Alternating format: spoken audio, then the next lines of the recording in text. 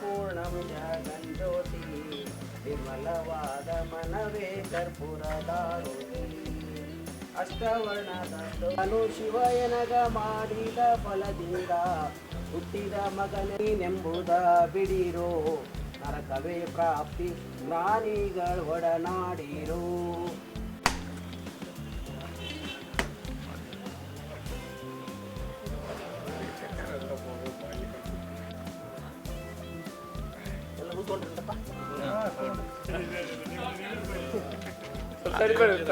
ಆಗ್ರಿ sir.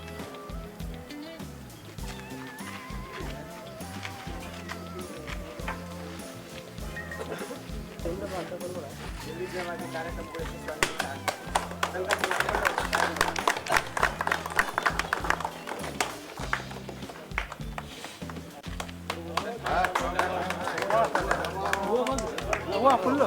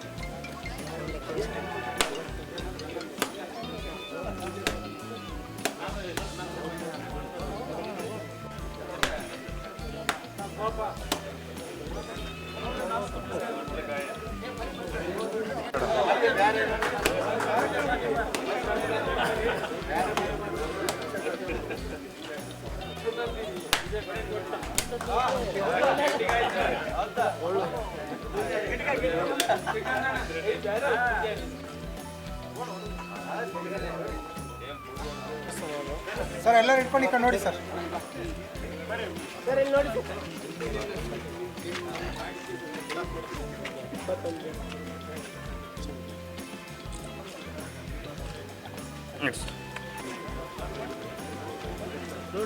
Sir ಒಂದು sir ಇದು ಮಾಡ್ರಿ ಸ್ವಲ್ಪ ಸರ್ ಸುಮ್ಮನೆ ಹಾಂ ಸರ್ ಸುಮ್ಮನೆ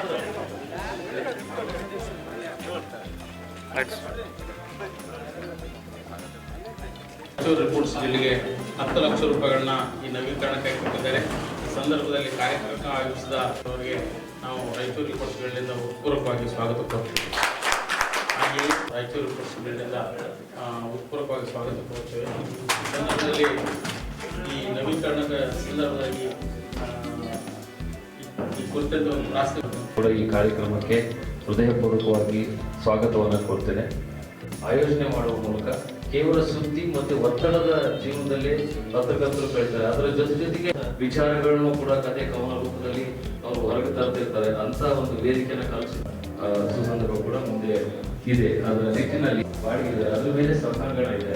ಬಹುಶಃ ಇದು ಬೇರೆ ಎಲ್ಲೂ ಕೂಡ ಬೆಂಗಳೂರು ಮತ್ತೆ ಮೈಸೂರು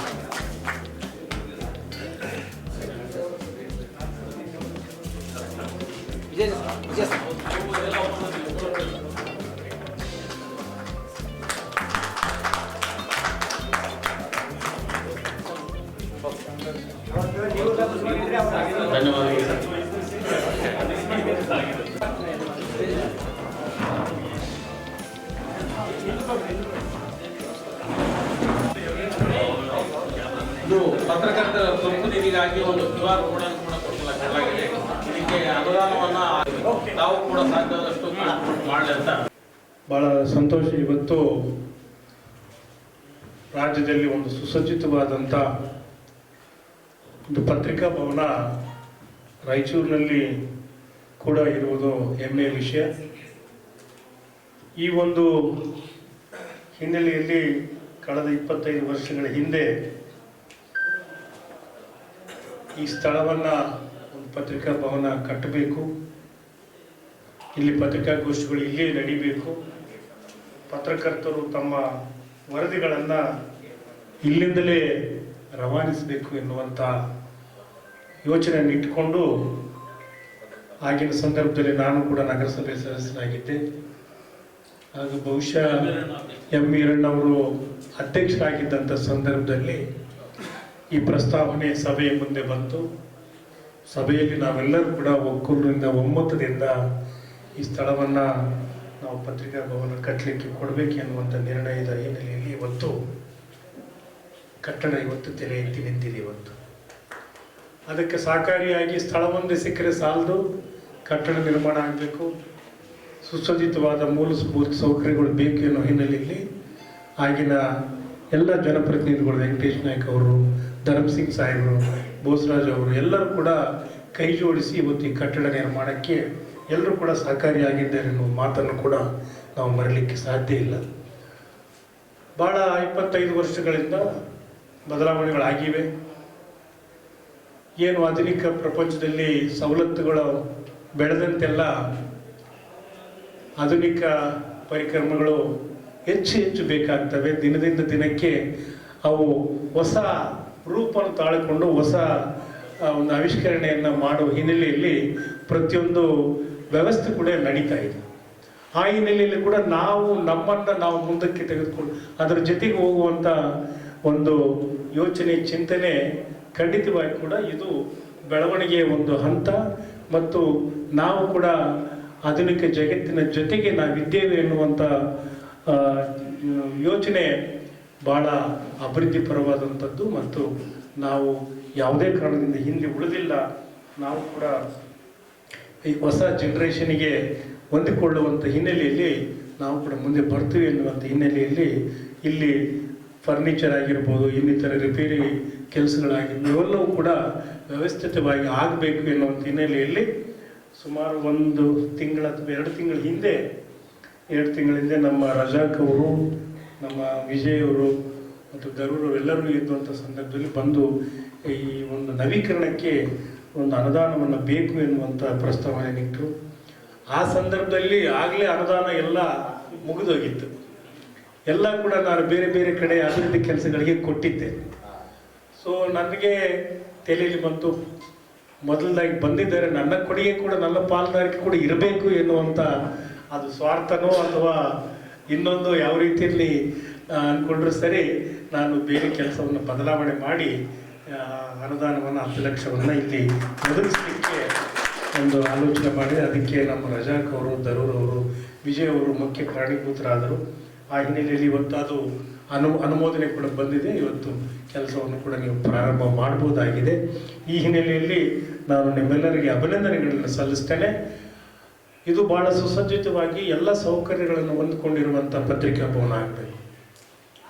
ನೀವು ಯಾವ ರೀತಿ ಮಾಡ್ತೀರಿ, ಯಾವ ಪರಿಕರಗಳನ್ನು ತರ್ತೀರಿ, ಅವೆಲ್ಲವನ್ನು ಕೂಡ ಹೆಚ್ಚು ಕಡಿಮೆ ಆದರೂ ಕೂಡ ಪರವಾಗಿಲ್ಲ, ಇನ್ನೂ ಹೆಚ್ಚಿನ ಅನುದಾನವನ್ನು ಕೂಡ ಒದಗಿಸಲಿಕ್ಕೆ ನಾನು ಪ್ರಾಮಾಣಿಕವಾಗಿ ಮಾರ್ಚ್ಗಳಲ್ಲಿ ಕೊಡ್ತೇನೆ ಎನ್ನುವಂಥ ಭರವಸೆಯನ್ನು ಕೂಡ ಈ ಸಂದರ್ಭದಲ್ಲಿ ಹೇಳಲಿಕ್ಕೆ ಇಚ್ಛೆಪಡ್ತೇನೆ.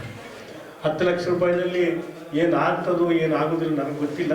ನೀವು ಯಾವ ರೀತಿ ಅದನ್ನು ಉಪಯೋಗಿಸ್ಕೊಂಡು ಇನ್ನೂ ಹೆಚ್ಚಿನ ಅನುದಾನ ಬೇಕಿದ್ರೆ ಕೂಡ ಕೊಡ್ತೀನಿ ಎನ್ನುವಂಥ ಮಾತನ್ನು ಕೂಡ ಇವತ್ತು ಹೇಳ್ತಾ, ಇವತ್ತು ಅಲ್ಪ ಅನುದಾನ 10 ಲಕ್ಷ ರೂಪಾಯಿ ಅನುದಾನದಲ್ಲಿ ನಾವು ಒಂದು ವಿದ್ಯುಕ್ತವಾಗಿ ಗುದ್ದಲಿ ಪೂಜೆಯನ್ನು ಮಾಡಿದ್ದೇವೆ.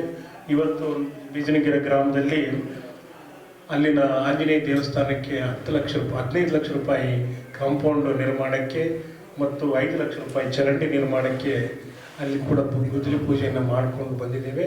ಅದರ ಜೊತೆಗೆ ಬಳಮದೊಡ್ಡಿ ಗ್ರಾಮದಲ್ಲಿ ಹೈಮಾಸ್ ಲೈಟು, ಬೋರ್ವೆಲ್ಲು ಮತ್ತು ಶಾಲೆಯಲ್ಲಿ ಶೌಚಾಲಯ, ಆ ಒಂದು ಶೌಚಾಲಯ ಮತ್ತು ಬೋರ್ವೆಲ್ಲು ಮತ್ತು ಹೈಮಾಸ್ ಲೈಟನ್ನು ಉದ್ಘಾಟನೆ ಮಾಡಿ ಕೂಡ ಬಂದಿದ್ದೇವೆ. ಒಡ್ಡವಡ್ಡಿ ಗ್ರಾಮದಲ್ಲಿ ಇನ್ನೊಂದು ಧಾರ್ಮಿಕ ಕಾರ್ಯಕ್ರಮ, ಅಲ್ಲಿ ಕೂಡ ಆಂಜನೇಯ ದೇವಸ್ಥಾನಕ್ಕೆ ಕಾಂಪೌಂಡ್ ವಾಲು ಮತ್ತು ಅಲ್ಲಿ CC ರಸ್ತೆ ನಿರ್ಮಾಣಕ್ಕೆ ಅನುದಾನವನ್ನು ಈಗಾಗಲೇ ನಾವು ಒದಗಿಸಿದ್ದೇವೆ. ಹೀಗೆ ಸಿಕ್ಕ ಅವಕಾಶದಲ್ಲಿ ನಾನು ಎಲ್ಲರಿಗೂ ಕೂಡ ಎಲ್ಲ ಸಮುದಾಯಗಳಿಗೂ ಕೂಡ ಎಲ್ಲ ಕ್ಷೇತ್ರದ ಜನರಿಗೂ ಕೂಡ ವಿಶೇಷವಾಗಿ ಮೂಲಭೂತ ಸೌಕರ್ಯಗಳನ್ನು ಒದಗಿಸಬೇಕು ಎನ್ನುವ ಹಿನ್ನೆಲೆಯಲ್ಲಿ ಎಷ್ಟು ಸಾಧ್ಯವೋ ಅಷ್ಟು ಅನುದಾನವನ್ನು ಕೊಡ್ತಾ ಬಂದಿದ್ದೇನೆ.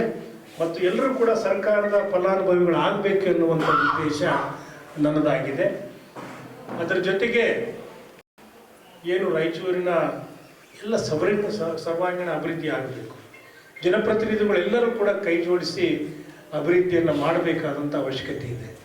ಕೆಲವರು ಬೇರೆ ಬೇರೆ ಒಬ್ಬ ಪ್ರತಿನಿಧಿ ಒಂದೇ ಕೆಲಸ ಮಾಡಿದ್ರೆ ಎಲ್ಲರೂ ಕೂಡ ಒಂದೇ ಕೆಲಸ ಮಾಡಲಿಕ್ಕೆ ಸಾಧ್ಯ ಆಗುತ್ತೆ. ಒಬ್ಬರು ರಸ್ತೆ ಮಾಡಿದರೆ ಇನ್ನೊಬ್ಬರು ಚರಂಡಿ ಮಾಡುವಂಥದ್ದು, ಇನ್ನೊಬ್ಬರು ಕಟ್ಟಡ ಮಾಡುವಂಥದ್ದು, ಇನ್ನೊಬ್ಬರು ಎಲ್ಲ ಸಮುದಾಯಗಳಿಗೆ ಸಮುದಾಯ ಭವನಗಳನ್ನು ಕೊಡುವಂಥದ್ದು. ಹೀಗೆ ನಮ್ಮ ಏನು ಜನಪ್ರತಿನಿಧಿಗಳು ಪಕ್ಷಾತೀತವಾಗಿ ಎಲ್ಲರೂ ಕೂಡ ತಮ್ಮ ತಮ್ಮ ಅನುದಾನದಲ್ಲಿ ರಾಯಚೂರು ನಗರದ ವಿಶೇಷವಾಗಿ ಅನುದಾನವನ್ನು ಕೊಡ್ತಾ ಈ ಭಾಗದ ಅಭಿವೃದ್ಧಿ ಆಗಬೇಕು ಎನ್ನುವಂಥ ಹಿನ್ನೆಲೆಯಲ್ಲಿ ಅಭಿವೃದ್ಧಿ ವಿಷಯದಲ್ಲಿ ಯಾವುದೇ ತಾರತಮ್ಯ ಇಲ್ಲದ ಯಾವುದೇ ಭಿನ್ನಾಭಿಪ್ರಾಯ ಇಲ್ಲ ಎನ್ನುವಂಥ ಮಾತನ್ನು ಹೇಳ್ತಾ ತಾವು ಕೂಡ ಸಮಯ ಸಂದರ್ಭದಲ್ಲಿ ಬೆಳ್ಳಿ ಮಹೋತ್ಸವವನ್ನು ಸಂಘ ಆಚರಿಸುವಂಥ ಒಂದು ಸಂಭ್ರಮದಲ್ಲಿದೆ.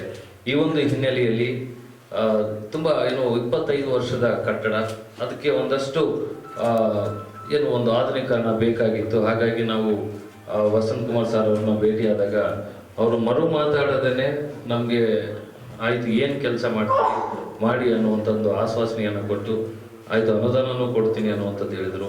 ಇದಕ್ಕೆ ನಮ್ಮ ರಜಾಕ್ ಉಸ್ತಾದ್ ಸರ್ ಅವರು ಸಹಕಾರವನ್ನು ನೀಡಿದರು. ಬಸವರಾಜವರು ಕೂಡ ಆ ಸಂದರ್ಭದಲ್ಲಿ ಜೊತೆಯಲ್ಲಿದ್ದರು. ಜೊತೆಗೆ ಏನಂತ ಹೇಳಿದರೆ ಯಾಕೆ ಬೇಕು ಆಧುನೀಕರಣ ಅನ್ನೋಂಥದ್ದು, ಜೊತೆಗೆ ನಮ್ಮ ಪ್ರೆಸ್ ಕ್ಲಬ್ಗೂ ಕೂಡ ಒಂದಷ್ಟು ಆದಾಯ ಇದ್ದಾಗಲೂ ಕೂಡ ನೀವೇ ಮಾಡ್ಕೊಳ್ಬೋದಲ್ಲ, ನಿಮ್ಮ ಪತ್ರಿಕಾಗೋಷ್ಠಿಯ ಒಂದು ಫೀಸ್ ಏನಿದೆ ಅದನ್ನು ಜಾಸ್ತಿ ಮಾಡ್ಕೊಳ್ಬೋದಲ್ಲ ಅನ್ನುವಂಥ ಸಲಹೆಯನ್ನು ಕೂಡ ಆ ಸಂದರ್ಭದಲ್ಲಿ ವಸಂತ್ ಸರ್ ಕೊಟ್ಟರು. ಆದರೆ ನಮ್ಮ ಇಡೀ ರಾಜ್ಯದಲ್ಲೇ ಅತ್ಯಂತ ಕಡಿಮೆ ಫೀಸನ್ನು ಎಲ್ಲಾದರೂ ಪತ್ರಿಕಾಗೋಷ್ಠಿಗೆ ತಗೊಳ್ತಾರೆ ಅಂದರೆ ಅದು ರಾಯಚೂರಿನಲ್ಲಿ ಮಾತ್ರ. ಯಾವುದೇ ಜಿಲ್ಲೆಗೆ ಹೋದ್ರೂ ಕೂಡ 1,000 ರೂಪಾಯಿಗಿಂತ ಕಡಿಮೆ ಎಲ್ಲೂ ಇಲ್ಲ, ಯಾವುದೇ ಜಿಲ್ಲೆಯಲ್ಲಿ ಇಲ್ಲ. ಆದರೆ ಯಾಕೆ ಇಲ್ಲಿ ನಾವು ಕಡಿಮೆ ಅಂದರೆ ಇಲ್ಲಿ ಎಲ್ಲರೂ ಶ್ರೀಮಂತರೇ ಪತ್ರಿಕಾಗೋಷ್ಠಿಗಳನ್ನ ಮಾಡಲ್ಲ. ಇಲ್ಲಿ ಮುಖ್ಯವಾಗಿ ಪತ್ರಿಕಾಗೋಷ್ಠಿ ಮಾಡುವಂಥವ್ರು ಸಮಸ್ಯೆಗಳಿರ್ತವ್ರು, ಬಡವರು, ತುಳಿತಕ್ಕೊಳಗಾದಂಥವ್ರು ಅಂಥವ್ರು ಇರ್ತಾರೆ ಅನ್ನೋ ಒಂದು ಕಾರಣಕ್ಕೆ ಅತ್ಯಂತ ಕಡಿಮೆಯ ಒಂದು ದರವನ್ನು ಇಟ್ಟಿದ್ದೀವಿ. ರಾಜಕಾರಣಿಗಳಿಗೆ 1,000 ಇಟ್ಟಿದ್ದೀವಿ. ರಾಜಕೀಯ ಪಕ್ಷಗಳಿಗೆ 1,000 ರೂಪಾಯಿಯನ್ನು ಇಟ್ಟಿದ್ದೀವಿ. ಅದರ ಜೊತೆಗೆ ಸಾಕಷ್ಟು ಕೆಲಸಗಳನ್ನು ಕೂಡ ರಾಯಚೂರು ರಿಪೋರ್ಟ್ಸ್ ಗಿಲ್ಡ್ ಮಾಡ್ಕೊಂಡು ಬಂದಿದೆ. ನಮ್ಮ ಎಲ್ಲ ಪತ್ರಕರ್ತರಿಗೆ, ನಮ್ಮ ಗಿಲ್ಡ್ ಸದಸ್ಯರು ಅಂತಲ್ಲ, ನಗರದ ಎಲ್ಲ ಪತ್ರಕರ್ತರಿಗೆ ಆಕ್ಸಿಡೆಂಟಲ್ ವಿಮೆ ಇರ್ಬೋದು, ಈ ಥರದ ಕಷ್ಟದ ಸಂದರ್ಭಗಳಲ್ಲಿ ಅವರಿಗೆ ಆರ್ಥಿಕ ಸಹಾಯ ಮಾಡುವಂಥದ್ದು ಇರ್ಬೋದು, ಜೊತೆಗೆ ಬೇರೆ ಬೇರೆ ಕ್ರೀಡಾ ಚಟುವಟಿಕೆಗಳಲ್ಲಿ ಎಲ್ಲರನ್ನೂ ಕೂಡ ತೊಡಗಿಸ್ಕೊಳ್ಳುವ ಮೂಲಕ ಎಲ್ಲರನ್ನೂ ಒಂದು ರೀತಿಯಲ್ಲಿ ಅವರೆಲ್ಲ ಅಂದರೆ ಪತ್ರಿಕೋದ್ಯಮದ ಜೊತೆಗೆ ಬೇರೆ ಚಟುವಟಿಕೆಗಳಲ್ಲೂ ಕೂಡ ಅವರು ಸಹಭಾಗಿ ಆಗೋ ರೀತಿಯಲ್ಲಿ ಅನೇಕ ಚಟುವಟಿಕೆಗಳನ್ನ ಗಿಲ್ಡ್ ಮಾಡ್ಕೊಂಡು ಬಂದಿದೆ. ಈಗ 25 ವರ್ಷದ ಸಂಭ್ರಮ ಇರೋದ್ರಿಂದ ಕೇವಲ ಸಂಭ್ರಮವನ್ನು ನಾವು ವೇದಿಕೆ ಕಾರ್ಯಕ್ರಮ ಮೂಲಕ ಆಚರಣೆ ಮಾಡೋದಲ್ಲದೆ ಈ ಒಂದು ಕಟ್ಟಡದ ಒಂದು ಅಭಿವೃದ್ಧಿ ಕೆಲಸದೊಂದಿಗೆ 25 ವರ್ಷದ ಒಂದು ಬೆಳ್ಳಿ ಮಹೋತ್ಸವ ಅರ್ಥಪೂರ್ಣವಾಗಿ ಆಚರಣೆ ಮಾಡಬೇಕು ಅನ್ನುವಂಥ ನಿಟ್ಟಿನಲ್ಲಿ ಯೋಚನೆ ಮಾಡಿ ನಮ್ಮ ಯೋಚನೆ ಇದೆ. ಅದಕ್ಕೆ ತಮ್ಮ ಒಂದು ಈ ಸಹಕಾರ ಏನಿದೆ ನಿಜಕ್ಕೂ ಕೂಡ ಒಂದು ರೀತಿಯ ಪುಷ್ಟಿ ನೀಡಿದೆ ಅಂತಲೇ ಹೇಳ್ಬೋದು. ಮುಖ್ಯವಾಗಿ ನಿಮ್ಮ ಅನುದಾನದಲ್ಲಿ ಏನು ನಮ್ಮ ಆಸೆ ಇದೆ ಅನ್ನೋದನ್ನು ಕೂಡ ಹೇಳ್ಬಿಡ್ತೀನಿ. ಈ ವೇದಿಕೆ, ಈ ಒಂದು ಸಭಾಂಗಣ ಏನಿದೆ ಇದರ ಆಧುನೀಕರಣ ಮುಖ್ಯವಾಗಿ, ಯಾಕಂದ್ರೆ ಇಲ್ಲಿ ಪತ್ರಿಕಾಗೋಷ್ಠಿ ಅಂದರೆ ಇಲ್ಲಿ ನೀವು ಮಾತಾಡಿದ್ರೆ ನಾವು ಇಡೀ ಜಿಲ್ಲೆಗೆ, ಇಡೀ ರಾಜ್ಯಕ್ಕೆ ಪ್ರಸಾರ ಮಾಡುವಂಥದ್ದು. ಈ ಒಂದು ಸ್ಥಳದ ಅಭಿವೃದ್ಧಿ ಕೂಡ ಬೇಕಾಗಿದೆ. ಜೊತೆಗೆ ನಮ್ಮ ಫ್ಲೋರಿಂಗ್ ಏನಿದೆ 25 ವರ್ಷ ಆಗಿರೋದ್ರಿಂದ ಅದು ಎಲ್ಲ ಕಡೆ ಕುಸಿತಾ ಇದೆ. ಹಂಗಾಗಿ ಆ ಫ್ಲೋರಿಂಗು ಕೂಡ ಆಗಬೇಕಾಗಿದೆ. ಜೊತೆಗೆ ಇಲ್ಲಿ ಬರ್ತಕ್ಕಂಥ ಎಲ್ಲ ಪತ್ರಕರ್ತರು ಕೂಡ ಒಂದು ಉತ್ತಮ ಒಂದು ವಾತಾವರಣ ಮತ್ತೆ ಸುಸಜ್ಜಿತವಾದ ಪತ್ರಿಕಾಗೋಷ್ಠಿಯ ಹಾಲ್ ಬೇಕಾಗಿದೆ ಅನ್ನುವಂಥ ಬೇಡಿಕೆ ಪತ್ರಿಕಾಗೋಷ್ಠಿ ಮಾಡುವವರಿಂದಲೂ ಕೂಡ ಸಾಕಷ್ಟು ಸಾರಿ ಬಂದಿದ್ದಿತ್ತು. ಏನಪ್ಪ ಎಲ್ಲ ನೀವು ಬೆಂಗಳೂರು ಪ್ರೆಸ್ ಕ್ಲಬ್ ಹೆಂಗಿದೆ, ಬೇರೆ ಬೇರೆ ಕಡೆ ಹೆಂಗಿದೆ,